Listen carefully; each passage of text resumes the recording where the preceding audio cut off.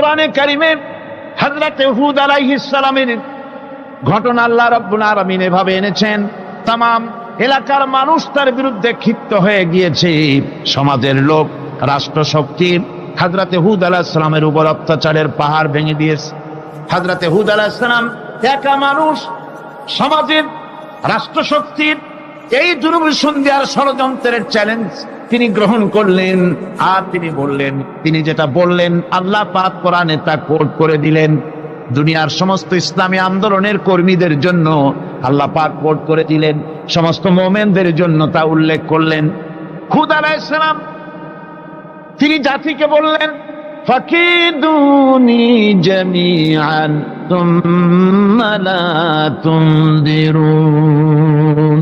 তোমাদের যত ক্ষমতা আছে সমস্ত ক্ষমতা নিয়ে আমার বিরুদ্ধে তোমরা ষড়যন্ত্র করো, আর আমাকে এতটুকু অবকাশ দিও না।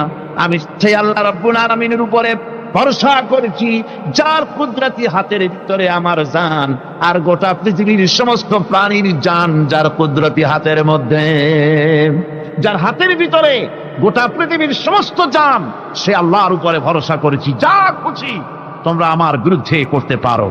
সুবহানাল্লাহ। এটার নাম হলো ঈমান, এটার নাম সবর, এটার নাম ধৈর্য। এই ধৈর্য আসে ঈমানে কামেল হলে পরে এবং আল্লাহর উপরে পরিপূর্ণ বিশ্বাস হলে পরে।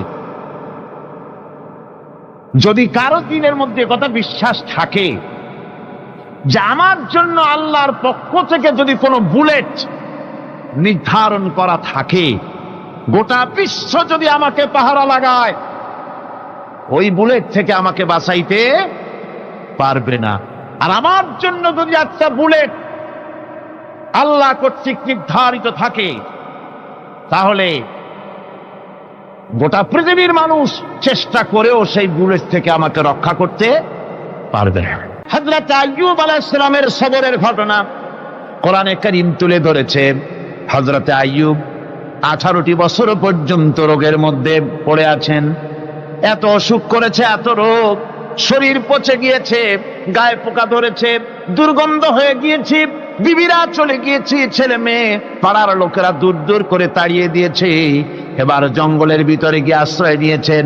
এমন অবস্থা হয়েছে, শরীর পচে পচে জিহ্বায় যখন পোকা ধরা শুরু করে দিল, হযরত আইয়ুব আলাইহিস সালাম তখন আল্লাহ রাব্বুল আলামিনের দরবারে এই প্রথমবারের মতো তিনি বললেন, রব্বুল আলামিন, হায় আল্লাহ তাআলা, সমস্ত শরীর জড়া জড়া হয়ে গিয়েছে, গায়ে পোকা ধরেছে,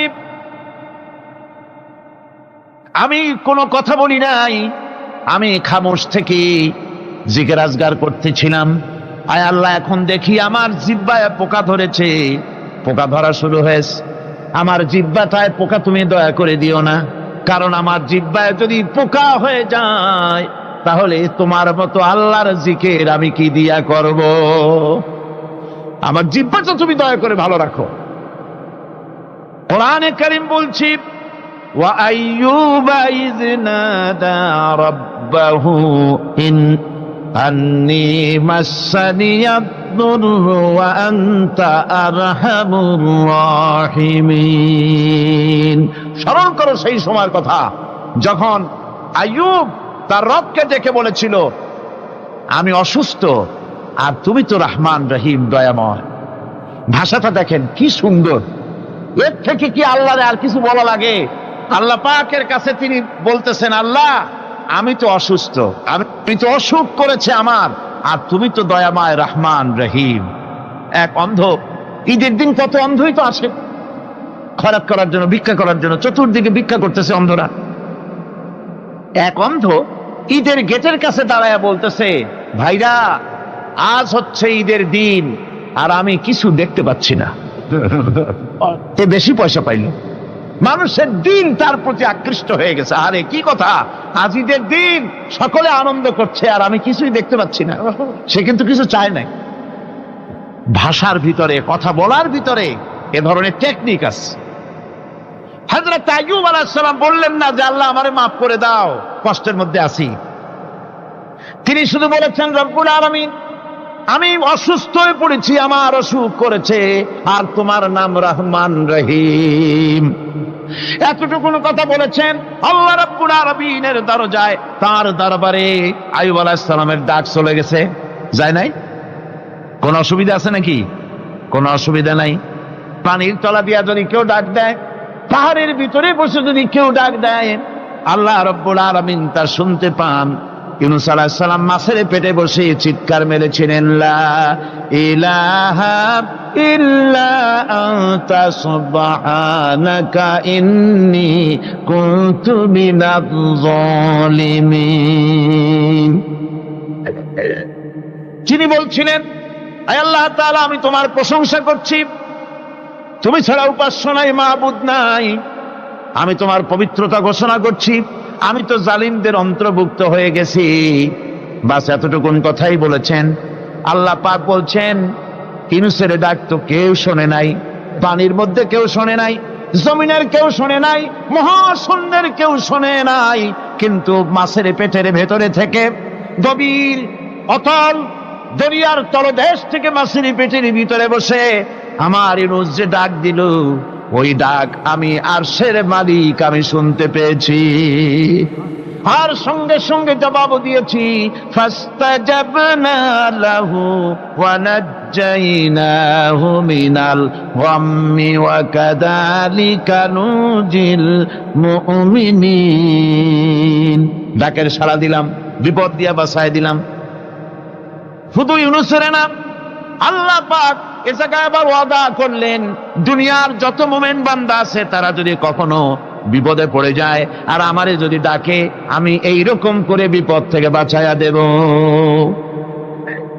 আইয়ুব আলাইহিস সালাম যখন আল্লাহ রাব্বুল আলামিনের কাছে ফরিয়াদ করলেন, আল্লাহ পাক তখন বলছেন, কোরআনে কারীম বলছে, ফাস্তাজাবনা লাহু فكشفنا ما به من ضر وآتيناه أهله ومثلهم معهم رحمة من عندنا وذكرى للعابدين। আমি আইয়ুবের দোয়া কবুল করে নিলাম, শুধু তার পরিবার বর্গই দিলাম না, বরং আরো কিছু নিয়ামত আমি তাকে দান করে দিলাম। এবং তাই জন্য যেহেতু তারা ছিল আমার অনুগত বান্দা, আমার বাধ্যগত, আমি এই জন্য রহম করেছি, সমস্ত রোগ শোক আমি মাফ করে দিয়েছি। আমাদের সামান্য একটু জ্বর হয়, যদি 2-3 দিন জ্বর হয়েছে, জ্বর ছাড়ে না, বলে যে এত ভালো ভালো কাজ করি তারপর আমার এত জ্বর হওয়া লাগে, অমুকরা এত পাপ করে, তা তো কিছুই হয় না। খালি আল্লাহ আমার চোখে দেখলো, আমার বউর অসুখ, আমার অজুমুড়ি ছাড়ি না। ভাইরা, আপনি ঠিক পান না যে কি গুনাহ আপনি করেন। কোরআনে কারীম বলছি, ওয়ামা আসাবাকুম মিন মুসিবাতিন ফাবিমা কাসাবাত আইদিকুম ওয়া ইয়াফু আন কাসীর। যত বিপদ তোমাদের উপর আছে সব 2 হাতের কামাই করা। আর আমি তো অনেকগুলো ক্ষমা করে দেই। তোমরা যত পাপ করো, আকাম করো, সবগুলির শাস্তি যদি দুনিয়ায় দিতাম, শ্বাস করার সময় পেতে না। অসুখ হলেই অধৈর্য হয়ে যেও না, ধৈর্য ধরো। আল্লাহ পাক বলেন, শুধু আইয়ুব নয়, ওয়া ইসমাঈল ওয়া ইদরিস ওয়া যাল কিফলি কুল্লুম মিনাস সাবিরিন। এইভাবে করে ইসমাঈল, ইদ্রিস, জুলকিফল সবাই ছিল ধৈর্যশীল। জোরে বলেন সুবহানাল্লাহ। ধৈর্যের চরম পরাকাষ্ঠা ছিলেন তিনি। কোরআনে কারীম নবীদের এই কথাগুলি আমাদের শোনাচ্ছেন। হযরত ইয়াকুব আলাইহিস সালাম কলিজার টুকরা সন্তান হযরত ইউসুফ আলাইহিস সালামের জন্য তার মনটা পাগল ছিল। এত সুন্দর করে আল্লাহ তারে বানাইছিলেন, এত তিনি ছিলেন সৌন্দর্যের পিরামিড, যারা দেখলে চোখ ফিরানো যায় না। এমন সুন্দর সুপুরুষ, যারা দেখি সেই যুগের সুন্দরী যুবতী মেয়েরা রূপের মোহে পড়ে নিজেদের আঙ্গুলগুলি কেটে ফেলে দিয়েছিল। রূপের মোহে এমন অবশ হয়ে গেছে, আঙ্গুল কেটেছে, হাত কেটেছে, টের পায় নাই। আবার ভুল বুঝবেন না, দুনিয়ার সেরা সুন্দর পুরুষ ইউসুফ আলাইহিস সালাম তা কিন্তু রাসূলের চাইতে বেশি নয়।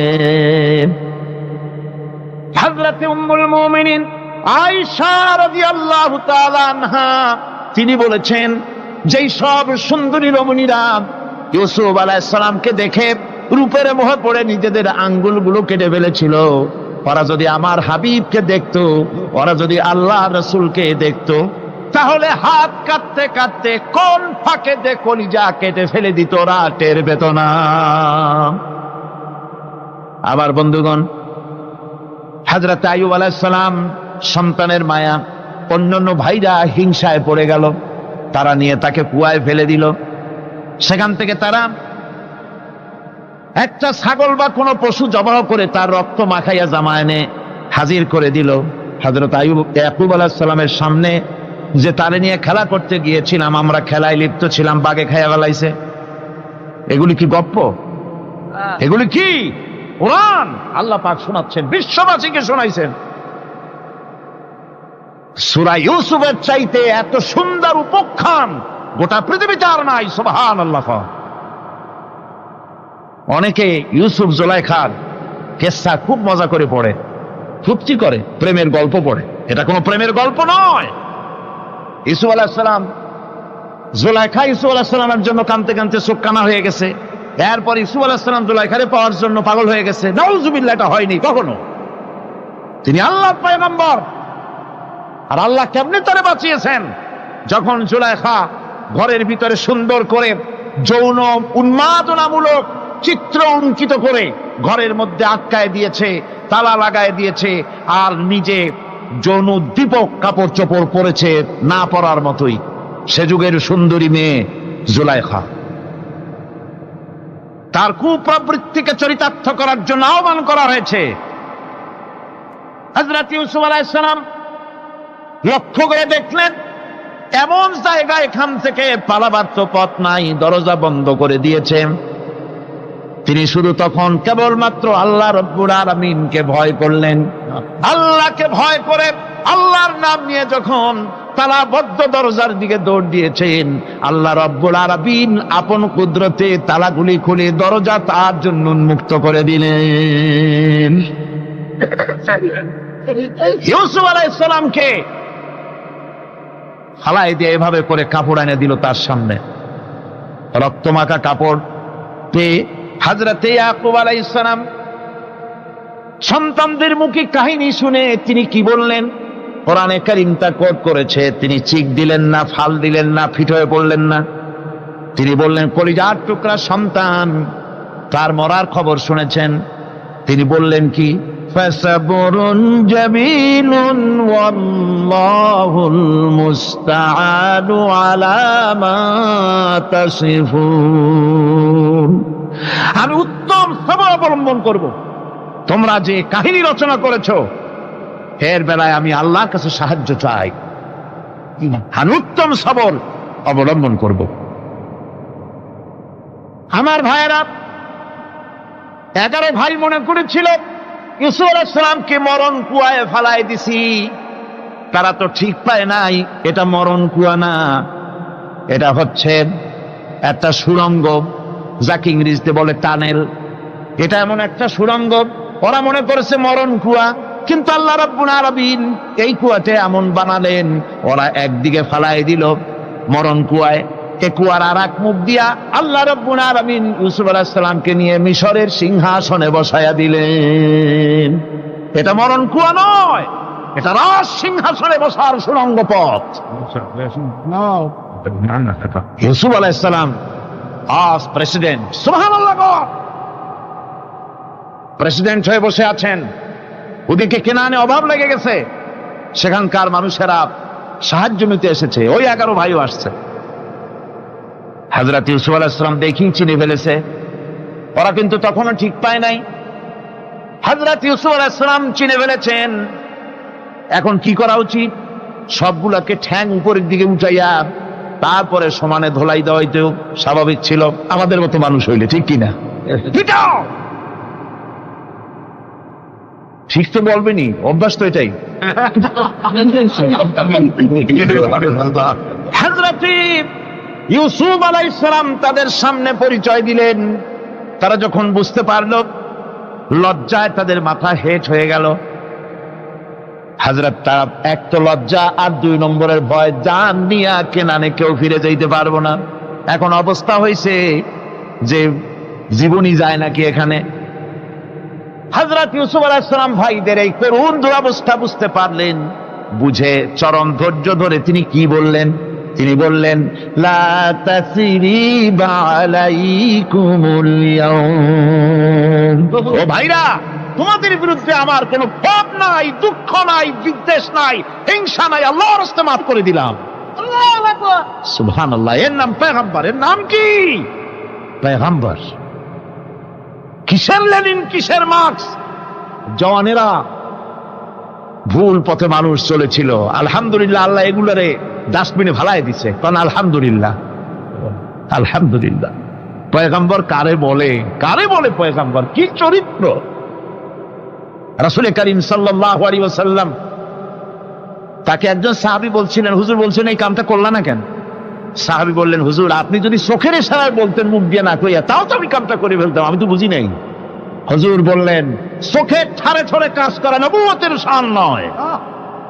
আল ওয়াদুহু ওয়াস সারাহা, নবীরা যা করেন তা ডাইরেক্ট, কোনো বক্রতা নাই, স্পষ্ট কথা। আমার ভাইরা, হযরত ইউসুফ আলাইহিস সালাম বিনিয়ামিনকে কাছে নিয়ে পরিচয় দিলেন তার ভাইদের সামনে। কোরআনে কারীম বলছে, ক্বালা আনা ইউসুফ ওয়া হাদা আখি قد من الله علينا إنه من يتقي ويصبر فإن الله لا يضيع أجر المحسنين। আমি ইউসুফ, আর এই হচ্ছে আমার ভাই। আল্লাহ আমাদের উপর ইহসান করেছেন। প্রকৃতপক্ষে যারা আল্লাহকে ভয় করে এবং সবর এখতিয়ার করে, আল্লাহ এভাবে তাদেরকে, তাদের আমলকে নিষ্ফল হতে দেন না।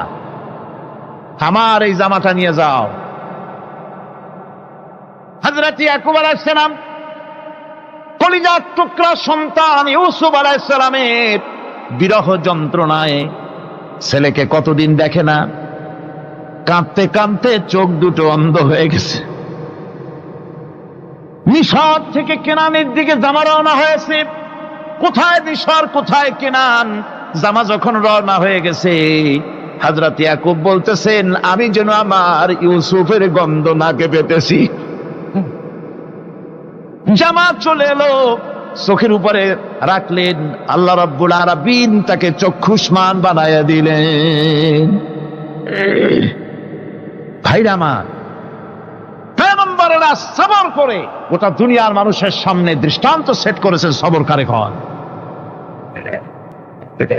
আমার ভাইরা, হযরত ইব্রাহিম আলাইহিস সালামের কথা আল্লাহ পাক কোরআনে কারিমে বলছেন সবর কারে কয়। দেখো, শেখো সবর কারে কয়।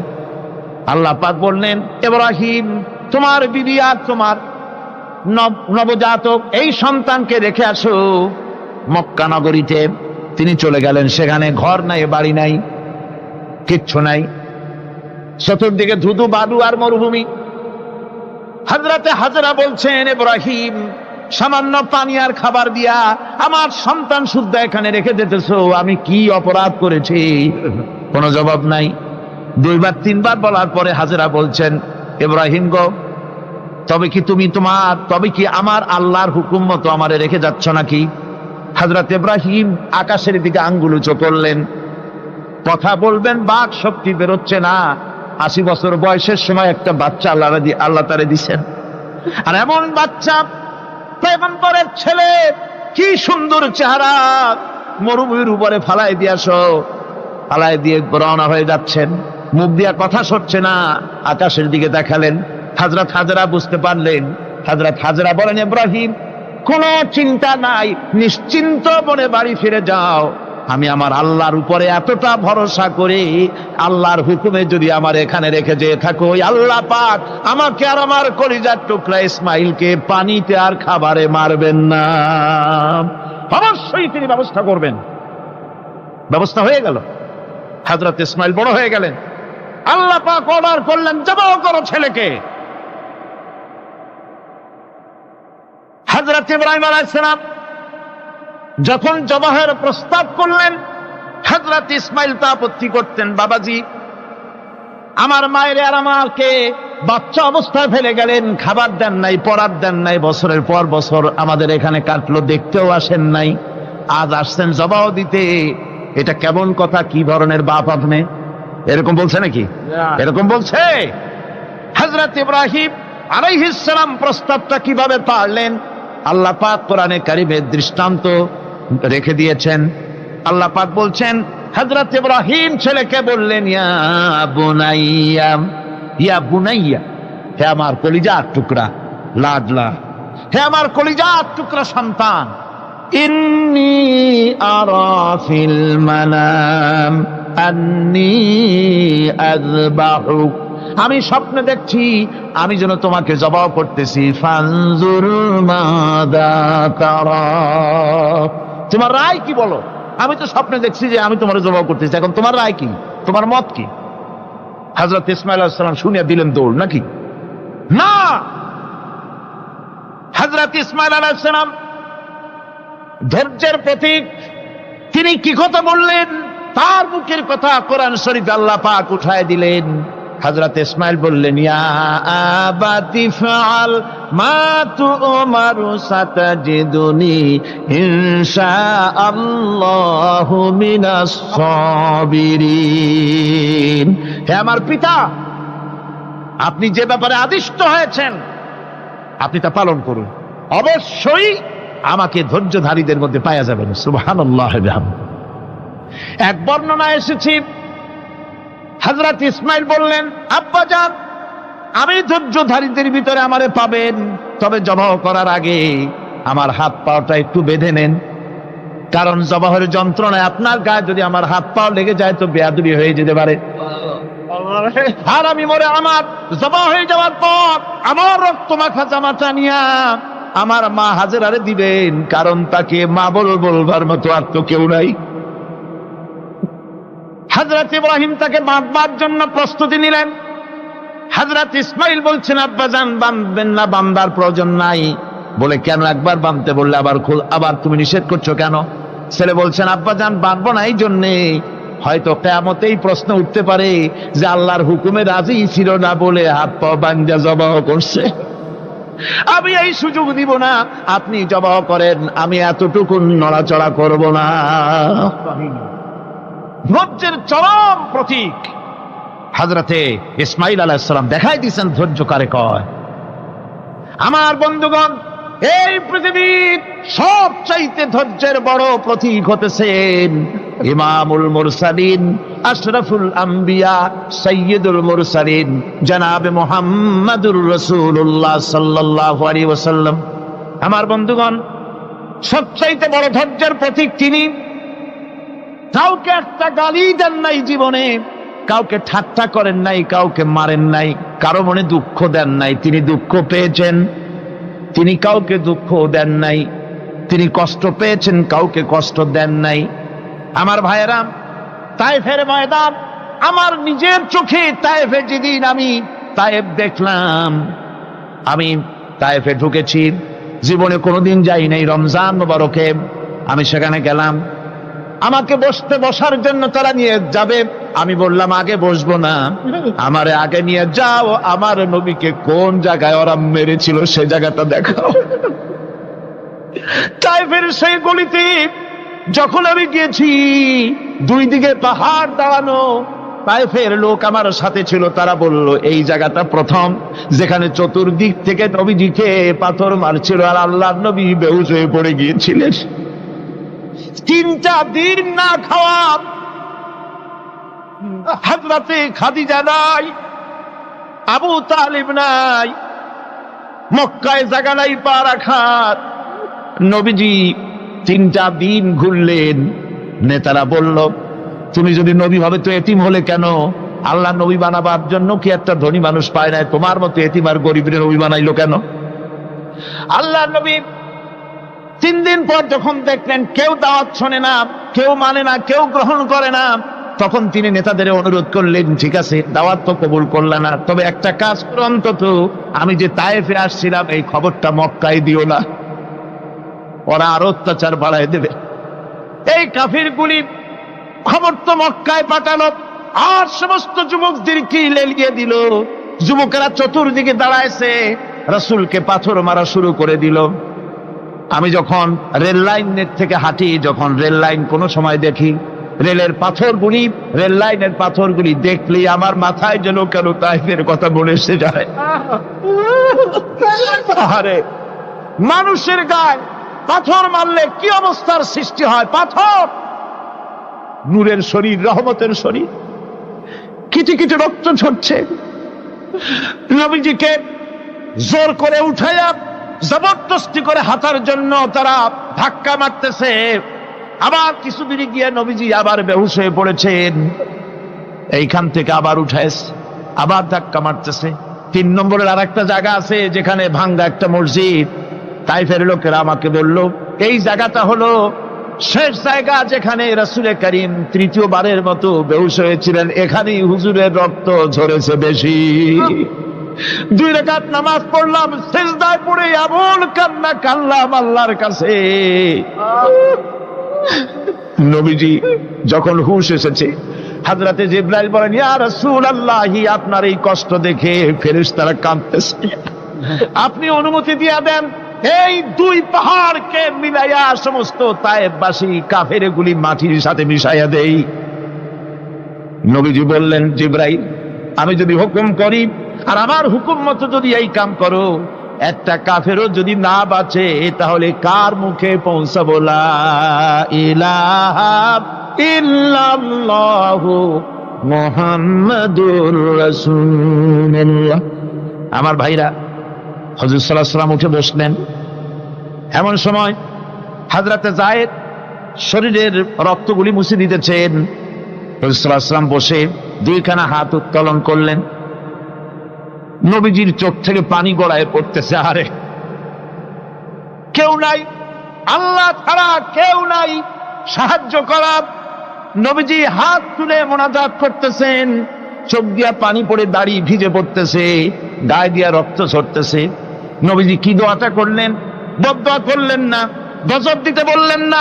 নবীজি দোয়া করলেন, রব্বুল আলামিন, এই তায়েফের লোকেরা আজকে আমার সাথে যে ব্যবহারটা করেছে, ওরা বোঝে নাই যে আমি তোমার নবী, ওরা বোঝে নাই যে আমি তোমার রাসূল, না বুঝে আমার উপরে যে অত্যাচারটা করলো, আল্লাহ তুমি এই জন্য রাগ করে এই তায়েফে তুমি গজব দিও না।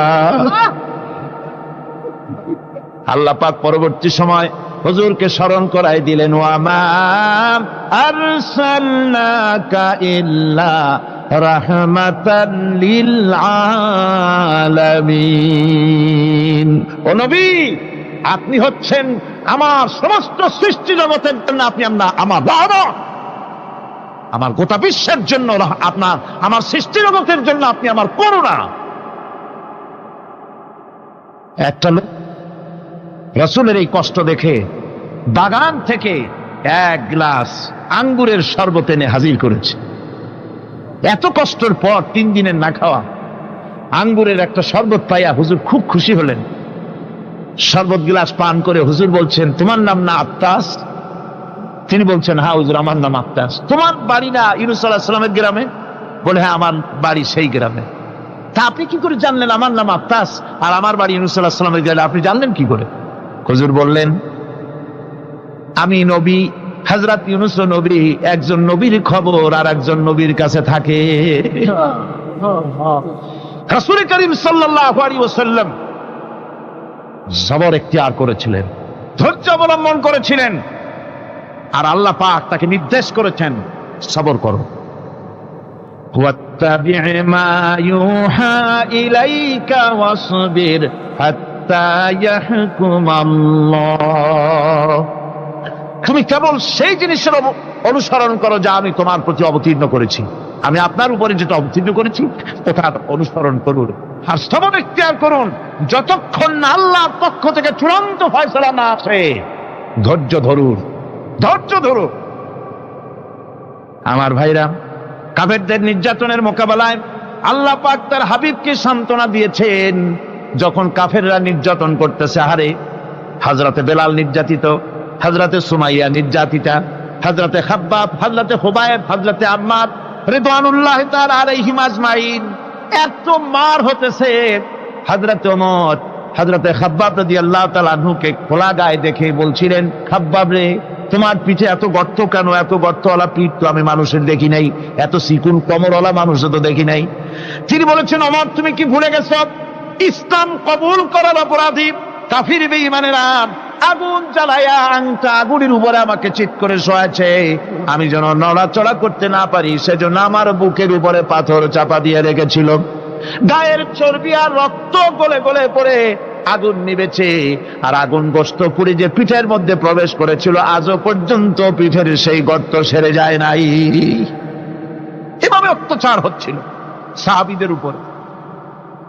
আল্লাহ রাব্বুল আলামিন তার হাবিবকে সান্ত্বনা দিলেন, ওয়াসবির ওয়ামা সাবরুকা ইল্লা বিল্লাহি ওয়ালা তাহজান আলাইহিম ওয়ালা তাকু ফি গায়তিম মিম্মা ইয়ামকুরুন। হে রাসূল, সবরের সাথে কাজ করতে থাকুন। আপনার এই সবরের তৌফিক তো আল্লাহই দিয়েছেন, আর ওদের সমস্ত ষড়যন্ত্র, ওদের অপকৌশলে আপনি দুঃখিত হবেন না, চিন্তা করবেন না, ভারাক্রান্ত হবেন না, আপনি নিশ্চিত থাকুন। ওয়াসবির লিহুকমি রাব্বিকা ফাইন্নাকা বিআয়ুনিনা। হে নবী, আপনার রবের চূড়ান্ত ফয়সালা আসা পর্যন্ত ধৈর্য ধারণ করুন, আপনি তো আমার চোখের সামনে। সুবহানাল্লাহ, সুবহানাল্লাহ, আপনি আমার চোখের সামনে, কে আপনাকে কি করবে আমি দেখবো না? সুবহানাল্লাহ। মন্ত্রী যদি, এই সলিমুদ্দিন মার্কা মন্ত্রী যত আছে, এই মন্ত্রীরা যদি ব্যথাতে ভয় কিসে? আমি তোকে দেখছি না?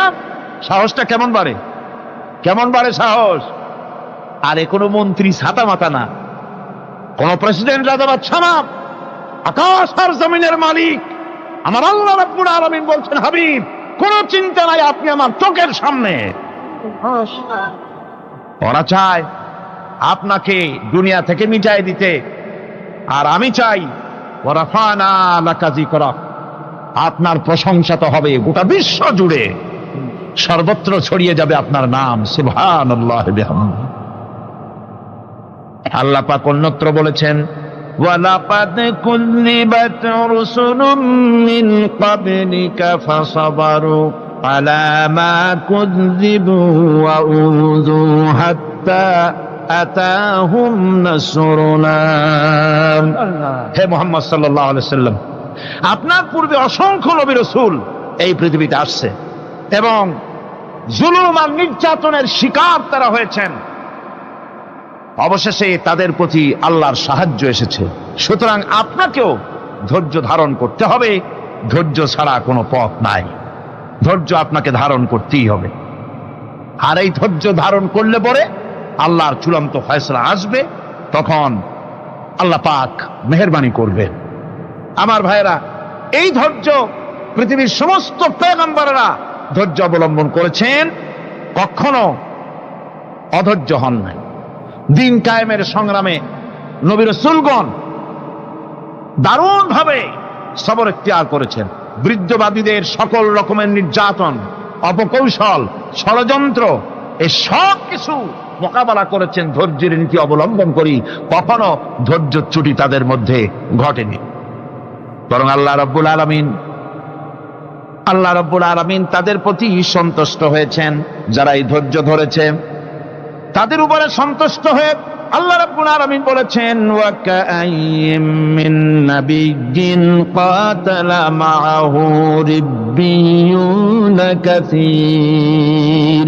এর আগে অনেক নবী এসেছিলেন যাদের সাথে বহু আল্লাহওয়ালা লোক লড়াই করেছেন। فما وهنوا لما أصابهم في سبيل الله وما ضعفوا وما استكانوا। আল্লাহর পথে তাদের উপর যত বিপদ এসেছিল তারা হতাশ হয়ে পড়েন নাই, দুর্বলতা দেখাননি, বাতিলের সামনে মাথাও নত করেন। ওয়াল্লাহু ইউহিব্বুস সাবিরিন। আর আল্লাহ পাক ধৈর্যশীল যারা তাদেরকে আল্লাহ পাক ভালোবাসেন। আমার ভাইরা, ধৈর্যের পরিচয় রাসূল করিম সাল্লাল্লাহু আলাইহি ওয়াসাল্লাম উহুদের ময়দানে যখন আক্রান্ত হয়ে গেলেন, চতুর্দিকে কাফেররা ঘিরে ধরেছে, বাঁচার কোনো পথ নাই। সাহাবায়ে কেরাম রাসূলকে পাহারা দিলেন। যারা রাসূলকে পাহারা দিতে দাঁড়াইছেন, জীবন দিয়া পাহারা দিতে দাঁড়ায় গেছে, রাসূলের দিকে মুখ দিয়া, পিঠটা বাইরের দিকে দিয়ে রাসূলকে পাহারা দেওয়া শুরু করেছেন। হুজুরকে পাহারা দিতে যারা দাঁড়িয়েছিলেন, কাফের কর্তৃক নিক্ষিপ্ত কি তীরগুলি এসে যখন বিঁধতেছিল, শুধু একজন সাহাবী হযরত তালহার পিঠের ভিতরে রাসূলকে হেফাজতের জন্য 80টা তীর একজনের পিঠের মধ্যে দিয়ে ঢুকেছে। এক অসতর্ক মুহূর্তে নবীজির দান্দান মোবারক শহীদ হয়ে গেল, শিরস্থান ভেঙে গেল, লোহার কড়া প্রবিষ্ট হয়ে গেল কপালের ভিতরে। হুজুর মাথা ঘুরে পড়ে গেলেন। হযরত আবু উবাইদা রাদিয়াল্লাহু তাআলা আনহু হুজুরের মস্তক মোবারককে কোলে করে নিয়ে তারপরে বহু কষ্ট করে মাথা থেকে লোহার কড়া বের করলেন। এবার ওই কড়ার ছিদ্র দিয়ে রক্ত আসতেছে, মুখ দিয়ে রক্ত পড়তেছে, দাড়ি ভিজে যাচ্ছে। বুখারী শরীফে এসেছে, আল্লাহর নবী দুইখানা হাত নিজের চেহারার উপরে মলে আনে টাটকা রক্ত চোখের সামনে দেখে বলছেন, আহারে, এই কওমের ফালাত কি করে হবে, এই কওমের মুক্তি কি করে হবে, এই কওমের নাজাত কি করে হবে, যে কওম তার নবীর চেহারা রক্ত দিয়ে লাল বানাইয়া দিল। নবীজি বললেন, আল্লাহুম্মা গফিরলি কওমি ফাইন্নাহুম লা ইয়ালামুন। আয় আল্লাহ পাক, আমার এই কওম বুঝতে পারে না, ওদেরকে মাফ করে দাও। খবর ছড়িয়ে গেল নবীজি শহীদ হয়ে গিয়েছেন। খবর ছড়িয়ে গেল চতুর্দিকে, মদিনায় খবর ছড়িয়ে গেল। মানুষ পাগলের মতো দৌড়ানো শুরু করে দিল। এক মেয়ে লোক দৌড়াচ্ছে উহুদের দিকে। কয়েকজন সাহাবীর সঙ্গে দেখা, তারা জিজ্ঞেস করলেন, দৌড়াও কেন মহিলা, যাও কই? কয় উহুদের দিকে যেতেছি। কয় যায় তো কোনো লাভ নাই, যেহেতু তোমার যে স্বামী এসেছিলেন জিহাদের ময়দানে তিনি তো শহীদ হয়ে গেছেন। মহিলা বলতেছে, কে শহীদ হয়েছে শুনতে চাই না, আগে বলো নবীজি কেমন আছে। আবার কিছুক্ষণ পর আর কয়েকজনের সঙ্গে দেখা, তারা বলছে, মেয়ে লোক দৌড়াও কই? যাচ্ছি উহুদের দিকে। তারা বলছেন যে কোনো লাভ নাই, তোমার যে দুইটা কলিজার টুকরা সন্তান উহুদে এসেছিল দুটোই শহীদ হয়ে গেছে। মা বলতেছে, ও সাহাবী, কে শহীদ হয়েছে শুনতে চাই না, তাড়াতাড়ি করে বলো আল্লাহর নবী মুহাম্মদ রাসূলুল্লাহ সাল্লাল্লাহু আলাইহি ওয়াসাল্লাম কেমন আছেন। দৌড়াতে দৌড়াতে উহুদের মাঠে সাহাবায়ে কেরাম পরিবেষ্টিত। আল্লাহর নবীর কাছে গিয়ে হুজুরের জীবিত চেহারা মোবারকের দিকে তাকায়া মেয়ে লোকটি কাঁদতেছে আর বলতেছে, ইয়া রাসূলুল্লাহ, আমার স্বামী মরা শোক, আমার কলিজার টুকরা দুইটা সন্তান মরা শোক আমার কলিজা থেকে মুছে গেছে, আপনি বেঁচে আছেন, তামাম মুসলমানদের এর চাইতে বড় সান্ত্বনা আর নাই। ভাইরা আমার, রাসূল করিম সাল্লাল্লাহু আলাইহি ওয়াসাল্লাম এভাবে করে ধৈর্যের পরিচয় দিয়েছেন। গালাগালি দেন নাই, রাগ করেন নাই, বদদোয়া করেন নাই। সুবহানাল্লাহ কোন, সুবহানাল্লাহ। ভাইরা আমার, এই সবর এমন মহান বৈশিষ্ট্য এর মধ্যে রয়েছে, জিহাদের ময়দানে যদি লোক কম হয় আর যদি তাদের মধ্যে সবর থাকে, বেশি সংখ্যক লোকের উপরে আল্লাহ পাক সবরকারীদেরকে বিজয়ী করে দিবেন। কোরআনে কারীমে রব্বুল আলামিন বলেন, কাম মিন ফিয়াতিন কালিলাতিন গালাবাত ফিআতান কাসীরাতাম বিইذনিল্লাহ ওয়াল্লাহু মা'আস সাবিরিন। এমন ঘটনার বহু নজির আছে যে কম সংখ্যক লোকেদের উপরে আল্লাহ পাক, বেশি সংখ্যক লোকেদের উপর আল্লাহ পাক কম সংখ্যক লোকদেরকে জয়ী করে দিয়েছেন। আল্লাহু মা'আস সাবিরিন, আর আল্লাহ আছে ধৈর্যশালীদের সাথে। আল্লাহ আছে কাদের সাথে? দেখেন না বদরের কামটা, বদরের ময়দান, 313 জন মুসলমান, অস্ত্রপাতি নাই, সামান্য সামান্য অস্ত্র, আর কাফেরেরা এসছে হাজারেরও বেশি। আমার বন্ধুগণ, ধৈর্যে কত বড় কাম দিল, ধৈর্য ধারণ করেছেন তারা, আল্লাহর উপরে ভরসা করেছেন। আল্লাহ রাব্বুল আলামিন অস্ত্রের কাজ কি দিয়া করায় দিলেন। একজন সাহাবী এসে বলছেন, হুজুর জিহাদের ময়দান, ইসলামের প্রথম জিহাদ, আমার কাছে তো অস্ত্র নাই, মেহেরবানি করে একটা অস্ত্র আমারে দেন, আমি লাফায় পড়ি জিহাদের মধ্যে। হুজুর বলেন, অস্ত্র তো আমার কাছে নাই, দিবটা কি? সাহাবী বলছেন, হুজুর অস্ত্র না থাকে যা পারেন তাই দেন, আপনার হাত দিয়ে যা দিবেন আমি দাঁড়ায় থাকতে পারবো না, জিহাদে আমাকে শরীক হতেই হবে। নবীজি কাছে পেলেন একখানা শুকনা খেজুরের ডাল, খেজুরের ডালখানা তুলে সাহাবীর হাতে তুলে দিলেন। সাহাবী বলেন, রাসূলের হাতের দেওয়া শুকনা খেজুরের ডালটা নিয়ে আমি যখন কাফেরদের ভিড়ের মধ্যে ঝাঁপায় পড়ে যখন শুকনা খেজুরের ডাল দিয়ে আঘাত দিলাম, তখন ধারালো তরবারে দিয়ে আঘাত করলে যে কাম হয়, শুকনা খেজুরের ডালের আঘাতে কাফের দ্বিখণ্ডিত হয়ে জমিনে পড়ে গেল। ভাইরা আমার, আল্লাহ রাব্বুল আলামিন সবর যারা করে, সংখ্যা যদি কম হয়, আল্লাহ পাক তাদেরকে বিজয়ী করে দেবেন, এই ওয়াদা আল্লাহ রাব্বুল আলামিন করেছেন। এই সবরের গুণ ছাড়া জান্নাতেও প্রবেশ করা যাবে না। সবর যদি না থাকে বেহেশতে যাওয়া যাবে না। ভালো করে মনে রাখেন, আল্লাহ পাক বলছেন, আম্মা হাসিবতুম আন তাদখুলুল জান্নাতা ওয়া লাম্মা ইয়া'লামিল্লাহুল্লাযীনা জাহাদু মিনকুম ওয়া ইয়া'লামাস সাবিরিন। তোমরা কি মনে করেছো এমনি বেহেশতে চলে যাবা? এটা কি মামু বাড়ির আবদার নাকি? এমনি বেহেশতে চলে যাবা? অথচ আল্লাহ রাব্বুল আলামিন এখনো দেখেন নেননি যে তোমাদের মধ্যে কারা জিহাদ করতে প্রস্তুত, কারা তোমাদের মধ্যে জিহাদ করে জান দেওয়ার জন্য প্রস্তুত, আর কারা ধৈর্যধারী, এটা তো আল্লাহ এখনো দেখে নেন নাই। সুতরাং হক এবং বাতিলের সংগ্রামে লিপ্ত হতে হবে। আল্লাহ দেখতে চান কারা জীবন দিতে চায়। সুতরাং ইসলামী আন্দোলনে যারা শরীক হবে, তাদের বিপদ এবং মুসিবত দিয়ে আল্লাহ রাব্বুল আলামিন তাদের সাহসিকতা এবং ধৈর্যের পরীক্ষা নিবেন।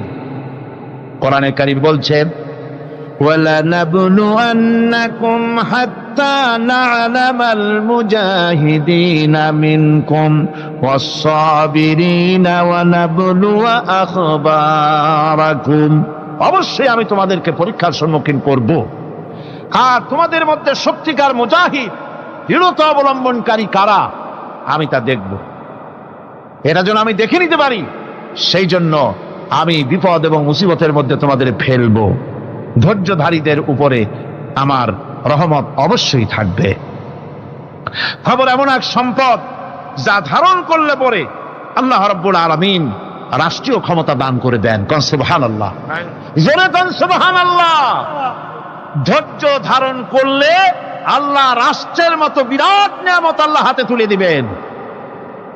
তার প্রমাণ কোরআন শরীফ আল্লাহ বলছেন, বনি ইসরাইলরা মিশর থেকে যখন বহিষ্কার হয়ে গেল, তাদের যখন পা রাখার কোনো জায়গা থাকলো না, বনি ইসরাইলরা মিশর থেকে যখন বহিষ্কার হয়ে গেল, এরপরে আল্লাহ পাক তারা যখন ধৈর্য অবলম্বন করলো, আল্লাহ পাক তাদের ব্যাপারে বলছেন, ওয়া আওরাসনাল কওমাল্লাযীনা কানু ইউসতাদআফুনা মাশারিকাল আরদি ওয়া মাগারিবা আল্লাতী বারাকনা ফিহা। আর তাদের স্থলে আমি নির্যাতিত লোকদেরকে প্রতিষ্ঠিত করলাম। পশ্চিম এবং উত্তরের তাদেরকে আমি পশ্চিম এবং পশ্চিম এবং পূর্বের উত্তরাধিকারী তাদেরকে বানায় দিলাম। বিরাট এলাকা তাদের হাতে আমি তুলে দিলাম। ওয়া তাম্মাত কালিমাতু রাব্বিকাল হুসনা আলা বানি ইসরাঈলা বিমা সাবারু। আর এভাবে করে আল্লাহ পাক তার কথাকে পূর্ণ করলেন বনি ইসরাইলদের উপরে। সবর ইখতিয়ার করার জন্য, ধৈর্য ধরার কারণে আল্লাহ পাক রাষ্ট্রের মালিক তাদের বানায় দিলেন। জোরে কোন সুবহানাল্লাহ। সবর যদি করা হয়, তো যুদ্ধ যদি বাদে, যদি জিহাদ শুরু হয়ে যায়, আল্লাহ পাক বলেছেন ফেরেশতা দিয়ে সাহায্য করবে। যদি সবর থাকে তোমাদের, সবর থাকলে আল্লাহ কি দিয়ে সাহায্য করবেন? ফেরেশতা। কোরআনে কারীম বলছে, বালা ইন তাসবিরু ওয়া তাত্তাকু ওয়া ইয়াতুকুম মিন ফাওরিহিম হাদা ইউমদিদুকুম রাব্বুকুম ربكم ب5 آلاف من الملائكة مسومين। হ্যাঁ, তোমরা যদি ধৈর্য অবলম্বন করো আর আল্লাহকে ভয় করে চলো, তাহলে এক্ষুনি আল্লাহ রাব্বুল আলামিন তোমাদের জন্য কাতারে কাতারে শৃঙ্খলাবদ্ধ 10,000 ফেরেশতা দিয়ে তোমাদেরকে সাহায্য করবেন। সুবহানাল্লাহ, তোমাদেরকে ফেরেশতা দিয়ে সাহায্য করা হবে। তোমরা যদি সবর ইখতিয়ার করো, তাহলে সংখ্যা যদি কম হয়, বেশি সংখ্যার উপরে জয়ী করে দেব। ইয়াকুম মিনকুম 20 সাবিরুনা ইয়াগলিবু 200। যদি তোমাদের ভিতরে ধৈর্যশীল 20 জন হয়, আমি 200 কাফেরের বিরুদ্ধে তোমাদেরকে জয়ী করে দেব। সুবহানাল্লাহ। তোমরা যদি হও ধৈর্যশীল 200 20 জন, 200 কাফেরের উপরে তোমরা জয়যুক্ত হয়ে যাবে। আর বিপদ আর মুসিবতে যারা ধৈর্য ধরে, তাদের জন্য আল্লাহর পক্ষ থেকে সুসংবাদ। সুসংবাদ কাদের জন্য? ধৈর্যধারীদের জন্য। কোরআনে কারীম বলছে, ওয়াবাশশিরিস সাবিরিনাল্লাযীনা ইযা আসাবাতহুম মুসিবাতুন ক্বালু ইন্না লিল্লাহি ওয়া ইন্না ইলাইহি রাজিউন।